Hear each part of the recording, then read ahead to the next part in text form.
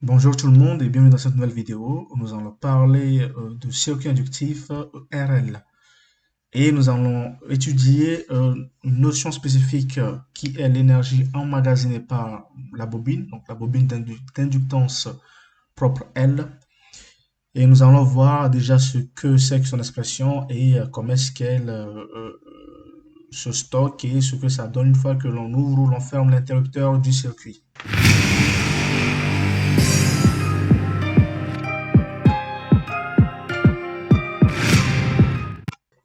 Voici donc l'énoncé du sujet. L'énergie emmagasinée par une bobine. On réalise le circuit si contre ou E égale à 6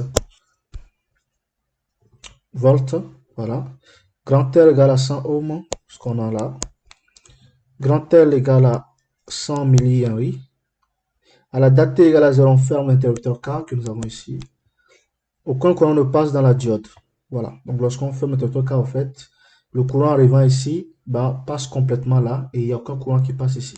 Parce que la diode est bloquée dans ce sens, tout simplement. Question 1.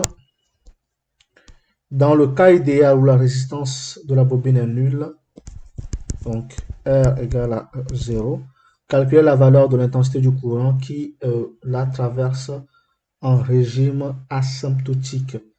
On déduire la valeur de l'énergie acquise par la bobine. Alors, valeur du courant I en régime asymptotique.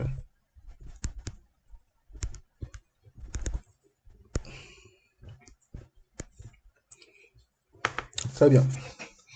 En régime asymptotique, eh bien, la valeur du courant I sera tout simplement la tension du générateur divisé par l'ensemble des résistances. Et donc ici, c'est grand R tout simplement. Parce que petit r est égal à 0. Donc, I sera égal à grand E divisé par grand R. Parce que nous savons voilà, que l'intensité, c'est quoi? C'est la tension divisée par la résistance. La tension génératrice ici, c'est grand E. Et donc, il reste que grand R. Et ce I, c'est E qui est 6 divisé par grand R qui est 100. Ce qui me fait donc 0,06 ampères. On déduit l'énergie, on déduit la valeur de l'énergie acquise par la bobine.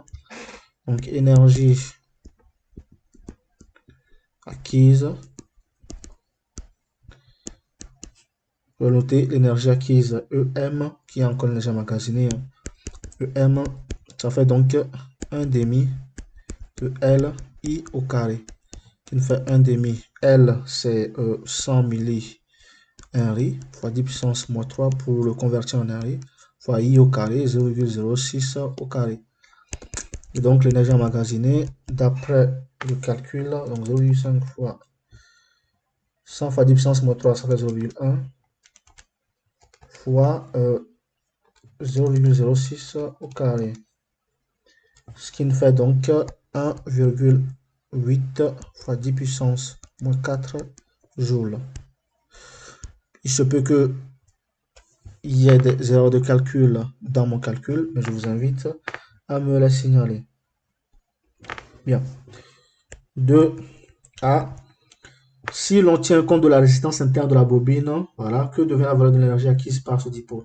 Eh bien, l'intensité déjà change, donc je vais noter ça I2. Nous avons donc E divisé par grand R plus petit r, qui nous fait donc 6 divisé par 100 plus 15, donc 115.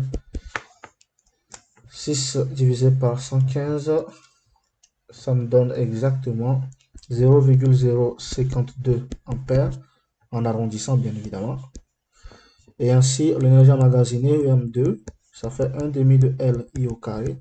Et donc 1 demi de 100 milliampères, 100 millihenry. Donc ça fait 100 fois 10 puissance moins 3 Henry fois 0,052 au carré. Et qui nous permet d'avoir l'énergie emmagasinée égale à 1,5 fois 0,1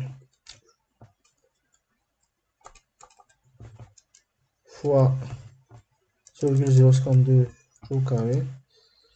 Ça me fait 1,352 fois 10 puissance moins 4. Petit b. Sous quelle forme l'énergie emmagasinée par la bobine est-elle convertie lorsqu'on ouvre K? Eh bien, lorsqu'on ouvre l'interrupteur K, virgule, eh bien, l'énergie emmagasinée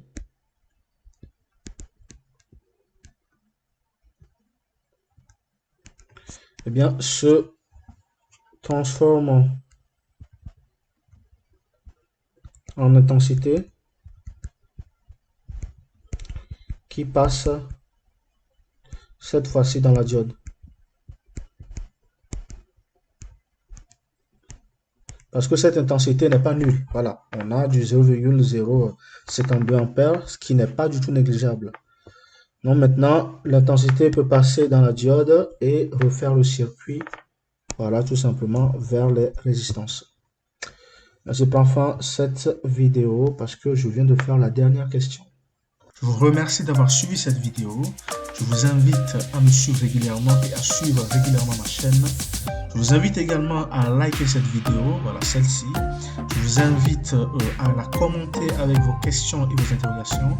Je vous invite également à vous abonner à cette chaîne parce que vous verrez régulièrement de nouvelles vidéos qui parlent de sciences, d'études académiques et j'en passe.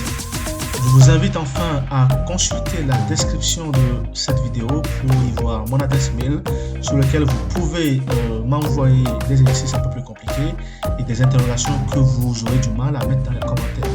Merci, à bientôt.